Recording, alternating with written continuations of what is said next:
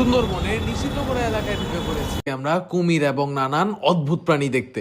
সুন্দরবনে নামার পর থেকেই কুমির অথবা অন্য কোনো প্রাণী আমার নজরে পড়ার অপেক্ষায় ছিলাম সারাদিন। রাত থেকে শুরু করে সকাল হওয়া পর্যন্ত আমি টর্চ নিয়ে বসে থাকতাম একটাই আশায়, যে কখন এই কুমির ভরা পানিতে আমার নজর পড়বে একটা কুমিরের উপর। তাই পরের দিনও আমি আমার খোঁজ চালিয়ে যাই এই কুমিরালা পানি থেকে গভীর জঙ্গল পর্যন্ত। জঙ্গল দেখার খুশি তো ছিলই, কিন্তু কুমির না দেখার দুঃখও ছিল সাথে। কুমির অথবা বাঘ দেখার খোঁজে পরের দিন আমরা একটা ফরেস্ট গার্ড সাথে নিয়ে ঢুকে পড়ি সুন্দরবনের একটা রেস্ট্রিক্টেড এরিয়ায়। অনুমতি নিয়েই ঢুকেছি আমরা এই জায়গাতে, এবং আশপাশের ফুটপ্রিন্ট দেখে বোঝা যাচ্ছিল হাজার হাজার কুমির আছে এই পানি। ছোট্ট নৌকা দিয়ে গভীর জঙ্গলে ঢুকতেই আমরা প্রথমে দেখা পাই একটা ক্রেস্টেড সার্পেন্ট ইগলের। আমরা নিস্তব্ধ থাকাতে সে আমাদের কোনো পাত্তাই দিচ্ছিল না। আমি আমার চোখ কান পুরোপুরি খুলে রেখেছিলাম, যদি কোনো পাতা অথবা পানি নড়তো আমি ঠিকই দেখতে পারতাম। অবশেষে নদীর একটা শেষ প্রান্তে এসে আমরা ঢুকার সুযোগ পাই সুন্দরবনের এক রেস্ট্রিক্টেড বনে। ঘন এবং নিষিদ্ধ এই বনের ভিতরেই ঢুকার সাথে সাথে